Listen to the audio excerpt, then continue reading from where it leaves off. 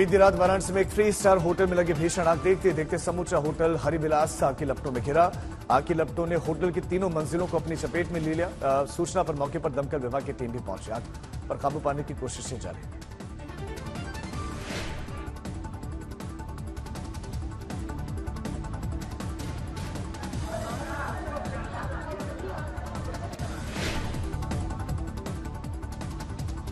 और अब हम आपको दे रहे हैं G20 से जुड़ी हुई एक बड़ी खबर। अमेरिकी राष्ट्रपति जो बाइडेन का भारत दौरा कंफर्म हो गया, वो भारत आ रहे हैं। व्हाइट हाउस ने इसकी पुष्टि कर दी है। जो बाइडेन कल दिल्ली पहुंचेंगे।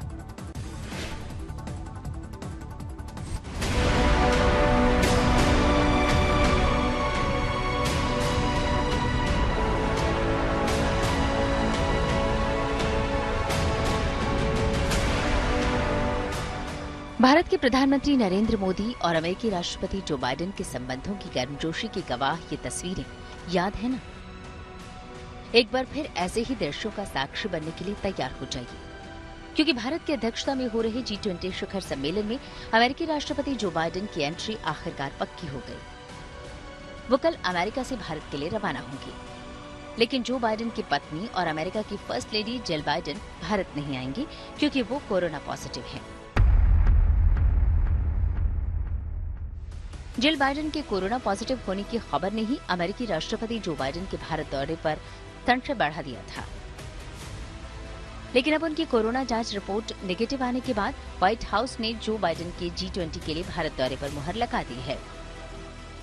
व्हाइट हाउस के प्रेस सचिव कैरिन जेन पियरे के मुताबिक अमेरिकी राष्ट्रपति जो बाइडेन 7 सितंबर को दिल्ली आएंगे।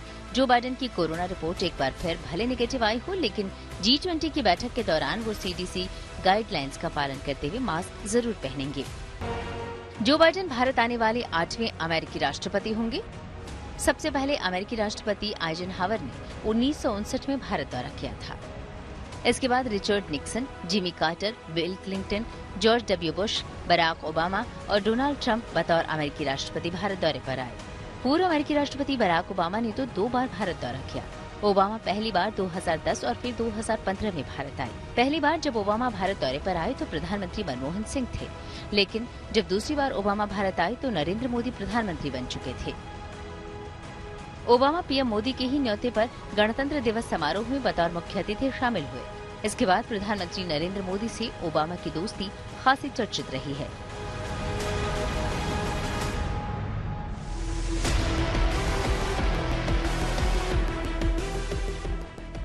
ओबामा की तरह ही बाइडेन और PM मोदी के संबंधों में खासी प्रगाढ़ता है और कई मौकों पर तस्वीरों ने इसे बयां भी किया है। साल 2022 में जर्मनी में आयोजित G7 शिखर सम्मेलन में जिस गर्मजोशी से बाइडेन PM मोदी से आकर मिले, वो खासा चर्चा में रहा था। PM मोदी दूसरे देशों के राष्ट्राध्यक्षों संग बातें कर रहे थे। इसी दौरान बाइडेन ने पीछे से आकर उनके कंधे पर हाथ रखा। दोनों ने एक दूसरे से हाथ मिलाया और गले मिले।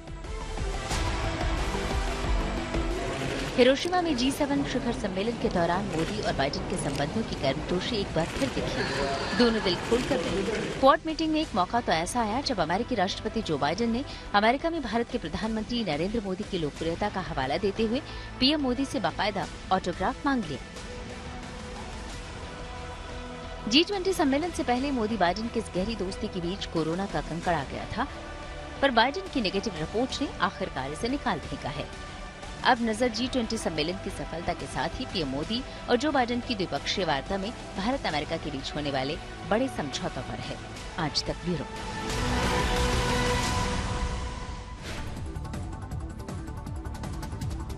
इस बार भारत G20 शिखर सम्मेलन की अध्यक्षता कर रहा है। 9 से 10 सितंबर तक आयोजित G20 सम्मेलन के मद्देनजर राजधानी दिल्ली को जमकर सजाया गया है। दिल्ली में मेहमानों की सुरक्षा को लेकर खास बंदोबस्त किए गए।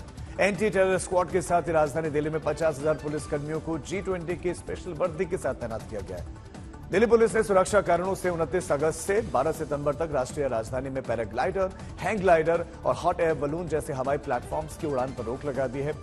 सुरक्षा एजेंसी अलर्ट पर है। आयोजन स्थलों को फुल प्रूफ बनाने के लिए सुरक्षा बल AI यानी कि आर्टिफिशियल इंटेलिजेंस मॉड्यूल का इस्तेमाल कर रहे हैं। इसके साथ ही ट्रैफिक को लेकर भी खास एडवाइजरी जारी की गई है। दिल्ली में स्कूल कॉलेजेस को 8 से 10 सितंबर तक के लिए बंद कर दिया गया है। पुलिस ने रात की गश्त बढ़ा दी है और वाहनों की तलाशी तेज कर दी गई है।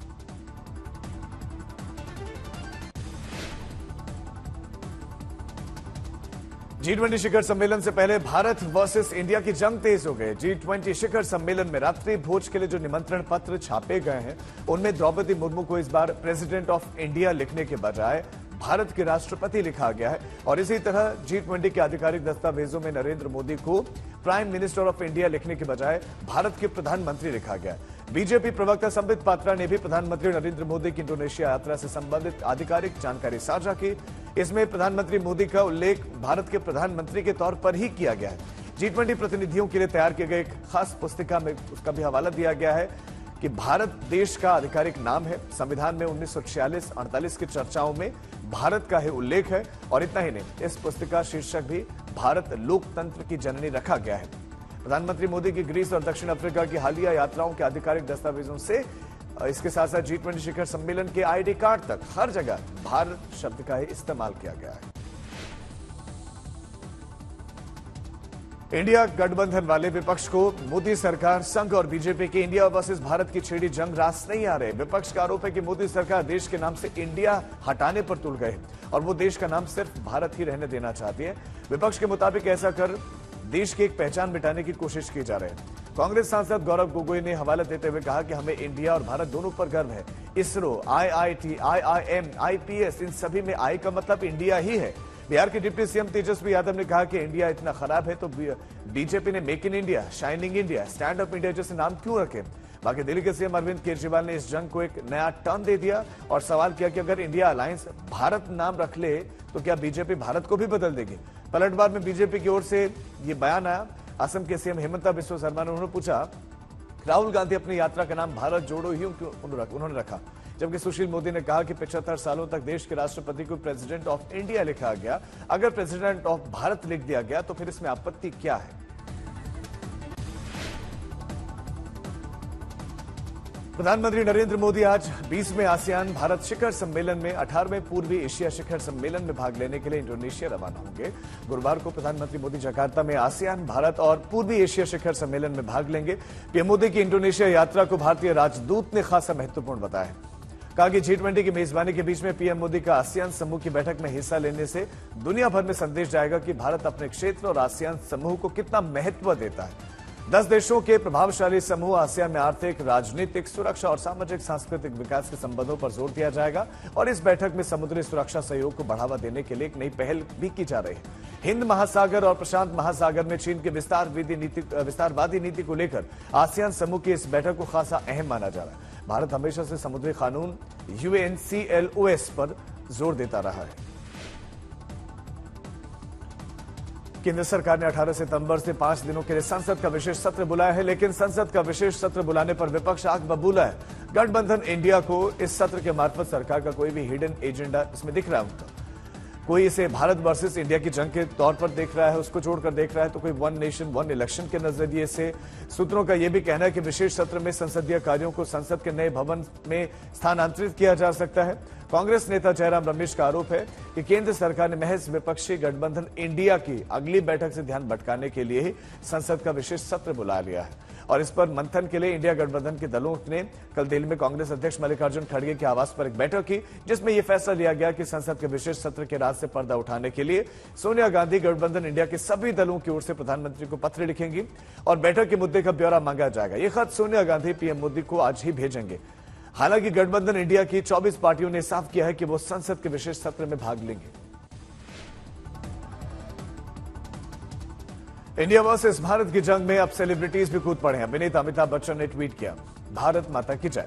अभिनेता मनोज जोशी ने भी सोशल मीडिया एक्स पर पोस्ट किया, भारत हमको जान से प्यारा है, भारत माता की जय। और पूर्व क्रिकेटर वीरेंद्र सहवाग ने इन सब से 2 कदम आगे बढ़कर उन्होंने कहा कि टीम इंडिया की जर्सी पर भारत लिखने की उन्होंने मांग कर डाली।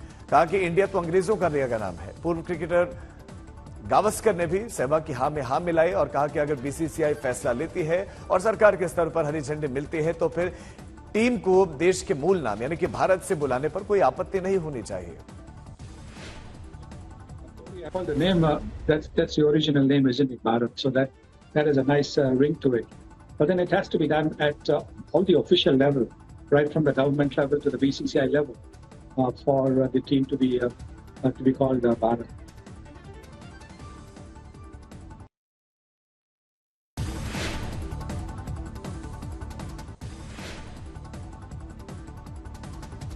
राहुल गांधी 3 देशों की 5 दिवसीय यूरोप यात्रा पर रवाना हो गए हैं। राहुल इस दरमियान बेल्जियम, फ्रांस और नीदरलैंड में यात्रा करेंगे। अपनी यात्रा के दौरान राहुल गांधी 7 सितंबर को बेल्जियम की राजधानी ब्रसेल्स में यूरोपीय संघ के सांसदों के साथ मुलाकात करेंगे।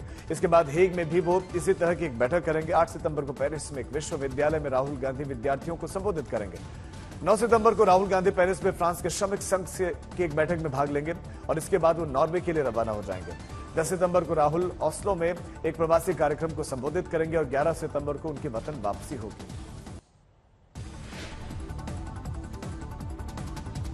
बिहार के मुख्यमंत्री नीतीश कुमार पटना में एक कार्यक्रम में पहुंचे थे और वहां गिरने से बाल बाल बच गए। नीतीश कुमार अचानक लड़खड़ाए, लेकिन गनीमत रही कि जैसे वो गिरते सुरक्षा गार्ड अलर्ट हो गए और उन्हें संभाल लिया गया।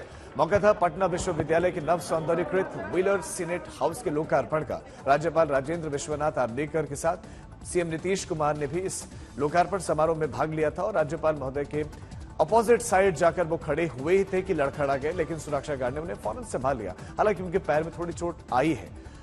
थोड़ा जो है समय के बाद नीतीश कुमार राज्यपाल के बगल में चले गए और फिर लोकार्पण कार्यक्रम को संपन्न किया गया।